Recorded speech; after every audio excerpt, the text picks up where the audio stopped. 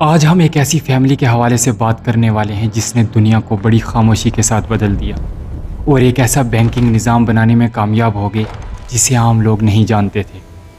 کہا جاتا ہے کہ یہ فیملی انٹرنیشنل سسٹم بنانے میں بڑی کامیاب رہی اور ساتھ ہی نیو ورلڈ آرڈر بنانے میں لگی ہوئی ہے۔ بات شروع ہوتی ہے 18ویں صدی سے۔ میئر ایمشل روتھسچائلڈ، جو کہ ایک جرمن جیوش بینکر تھا۔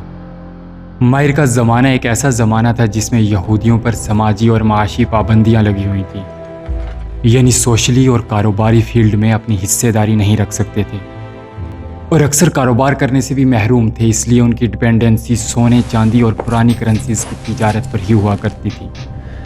This thaler is underweight. I will give you 28 Kreuzer. Agreed. We will settle the balance next week. اور ٹھیک یہی وہ وقت تھا جب اس کے پیرنٹس کی ڈیتھ ہو جاتی ہے اور اس کی زندگی میں ایک نیا موڑ آتا ہے، اور یہیں سے روتھسچائلڈ فیملی کی شروعات ہوتی ہے، جو 18ویں صدی میں بینکنگ ڈائنیسٹی بنانے میں کامیاب ہو پائی اور عالمی معیشت اور سیاست پر گہرا اثر چھوڑا، جس نے پورے یورپ کو بدل کر رکھ دیا۔ The one who changed all of Europe forever. تو آئیے جاننے کی کوشش کرتے ہیں ان کی کچھ راز کی باتیں، آخر یہ کیسے ہوا، اور پھر ان کی کچھ سازشی تھیوریز پر بھی بات کریں گے۔ مائر کے پیرنٹس کے گزر جانے کے بعد سے ہی اس کی لائف اتار چڑھاؤ کا شکار رہی، کئی امتحان کے مرحلوں سے گزرنا پڑا۔ اس وقت یہ صرف 12 سال کا تھا۔ پہلے تو ایک بینکنگ ہاؤس میں تربیت کے لیے بھیجا گیا، جہاں اس نے بینکنگ سسٹم اور فارن کرنسی کے بارے میں بنیادی علم حاصل کیا۔ مائر کو اولڈ اینٹیکس جمع کرنے کا خوب شوق تھا، اس لیے اس نے پرانے سکوں اور اینٹیکس کی تجارت شروع کر دی، اور اس کام نے اسے یورپین ایلائٹس کے بہت قریب کر دیا۔ یورپ کی ایک رائل فیملی تھی ہیس کیسل۔ اس خاندان نے ایک لمبے عرصے تک مضبوط حکومت کی ہے۔ مائر ان تک پہنچنے میں کامیاب ہو جاتا ہے اور یہیں سے یورپ کے ایک نئے عہد کا دور شروع ہوتا ہے۔ روتھسچائلڈ کے 5 لڑکے تھے اور یہی آگے چل کر اس منصوبے پر کام کرنا شروع کرتے ہیں۔ ان میں سب سے بڑا مائر تھا، جس نے ولہیلم 9 کے لیے پرانے سکوں اور نمونوں کی خریداری شروع کی، جس کی وجہ سے اس کو کورٹ ایجنٹ کا غیر سرکاری خطاب ملا۔ 1806 میں فرانس کا انقلاب ہوا، جس میں نیپولین نے ہیس پر حملہ کیا اور ولیم مجبور ہو کر ملک سے فرار ہوا، لیکن جاتے جاتے اس نے مائر کے پاس بہت سارا خزانہ جمع کروا دیا۔ اب روتھسچائلڈ فیملی کے پاس اتنی ساری دولت، خزانے اور سیاسی طاقت آ چکی تھی کہ وہ دنیا کو آنکھیں دکھا سکے، اور وہ وقت آ جاتا ہے کہ یہ اپنی دولت اور سماجی اور معاشی بلبوتے پر دنیا کو کنٹرول کرنے کا ٹھان لیتے ہیں، اور یہیں سے شروع ہوتی ہے گلوبل نیٹ ورکنگ کی تیاری۔ نیپولین کی جنگوں کے بعد فائنینس میں بہت زیادہ ڈسرپشن دیکھنے کو ملا۔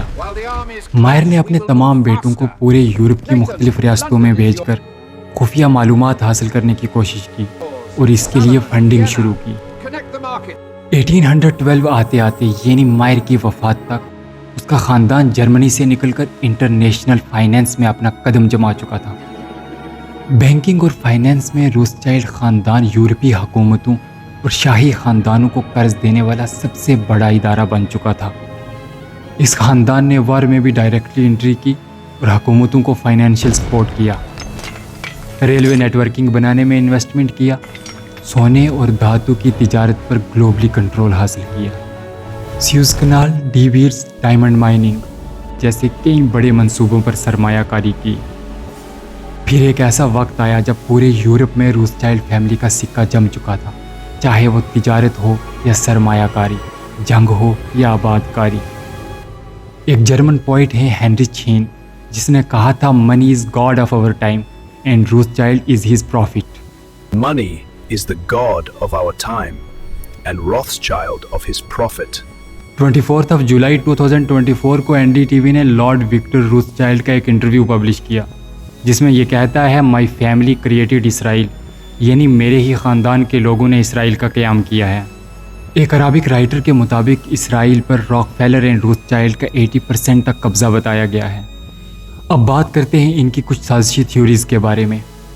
روتھسچائلڈ فیملی کے بارے میں کہا جاتا ہے کہ یہ ایلومیناٹی کو پروموٹ کرتے ہیں اور ان کی اچھی خاصی فنڈنگ کرتے ہیں۔ یہ پوری دنیا میں اپنا بینکنگ سسٹم لاگو کرنا چاہتے ہیں اور اس کے ذریعے سے پوری دنیا پر اپنا قبضہ جمانا چاہتے ہیں۔ اور یہ اس کے ذریعے سے اپنی ٹریڈنگ کو گلوبلی پروموٹ کرتے ہیں۔ اب آپ سوچ رہے ہوں گے کہ یہ تو بہت پرانی باتیں ہو گئیں، یہ لوگ جب تھے تب تھے، اب نہیں ہو سکتے۔ تو ایسی بات نہیں ہے، یہ فیملی آج بھی اس فیلڈ میں ایکٹیو ہے اور اپنے مشن پر کام کر رہی ہے۔ یہ آج بھی فائنینس میں سرگرم ہیں۔ ایڈمنڈ ڈی راس چائلڈ گروپ اور راس چائلڈ اینڈ CO جیسے اداروں کے ذریعے چلایا جاتا ہے، جو کہ اسپیشلی ایڈوائزری بینکنگ، مینجمنٹ اور پرائیویٹ بینکنگ پر کام کرتا ہے۔ یہ کہانی صرف تاریخ نہیں، یہ آج کی دنیا کا ہڈن اسٹرکچر بھی ہے، اور سوال صرف ایک ہے، کیا واقعی ایک فیملی پوری دنیا کے معاشی نظام کو متاثر کر سکتی ہے؟ Subscribe for truth, history, and deeper understanding.